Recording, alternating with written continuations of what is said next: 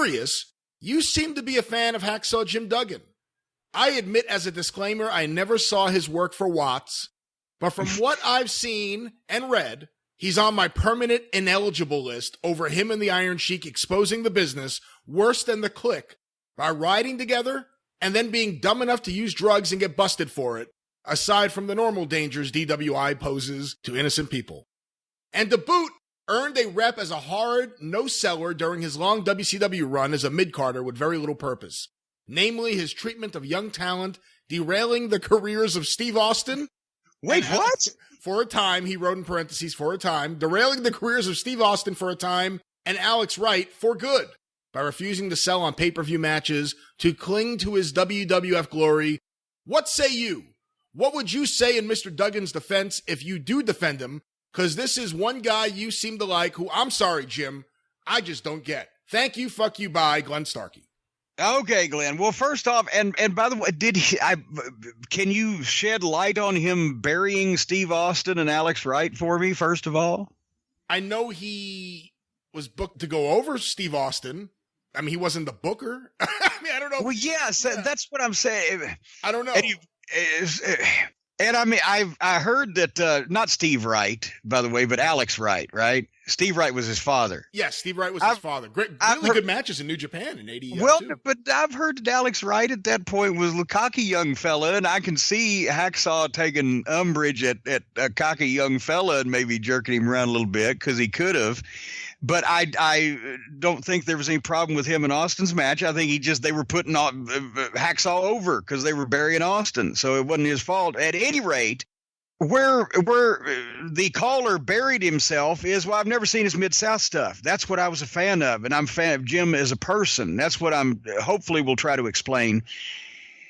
Jim Duggan was perfect as a baby face, the kick-ass baby face. As a matter of fact, for a time in the 80s, whenever somebody would say, well, we want to fill the kick-ass baby face spot in the territory, it was kind of like Duggan in Mid-South is the reference they would go to.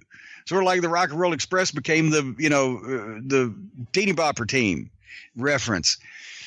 Duggan was perfect in Mid-South. His promos were great. He had tons of personality. He was a great athlete, but at the same time, he's a big raw bone fuck that looked like one of the people. And whether earlier on he was a heel and did fairly good at that, but he got so good at baby facing and the promo and the gimmick. If territory wrestling had stayed in business, he could have been huge in Mid-South, Florida, Georgia, the Carolinas. I think it would have worked. Memphis, I don't think Memphis could have afforded him, to be honest with you. He would have never had to have left Mid-South.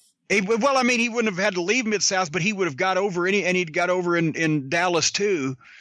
The WWF Hacksaw, and yes, they shouldn't have been riding together, and they were fucking dumb fucks. And I'm surprised Vince didn't fire him because I would have had to. But they also went to jail and got goddamn a lot of publicity. And well, okay, I thought I didn't know whether he fired them both for that or whether he fined them or whatever. He hired Duggan back after he appeared on the Paul Bosch retirement show.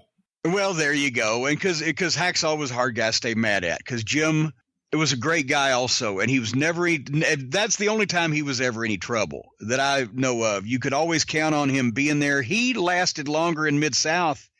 Maybe him and DiBiase than any, and I think maybe DiBiase went in and out. So I think Hacksaw lasted longer in Mid-South on those roads. That was his full-time job. He bled all over the place and beat his body up. He was very dedicated to the business, and he did something stupid back in the days when, and actually think about this. This was only a year or two after, if the wrestlers had got picked up together in one of the territories, you'd have never known about it past that territory, and they'd have got fired for it, and it would have never been known. But suddenly, WWF wrestling's all over the place. They did something stupid. He didn't do it again. So, and I'm a fan of Hacksaw Duggan as the guy that he was in Mid-South all those years. In the WWF, he rightfully was able to slow down, and I'm sure he probably made the most money. But he was rightfully able to slow down because by that point he'd beat himself half to death for over 10 years. And they cartooned him up with the 2x4 and the hoe and the waving the flag, and he got to be a little more goofy.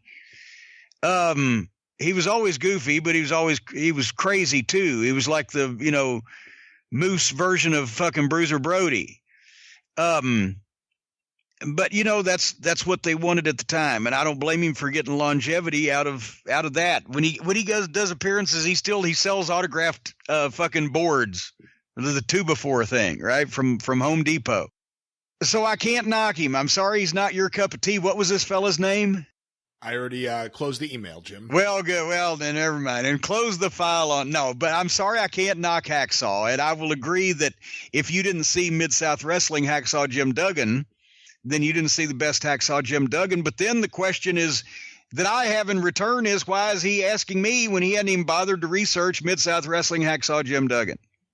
The Sheik and Duggan are busted on the Jersey Turnpike in 87. It exposes the business. Well, Vince McMahon goes into Jersey 2 years later and says, hey, it's all fake. I don't want to pay you guys any more money. Yeah.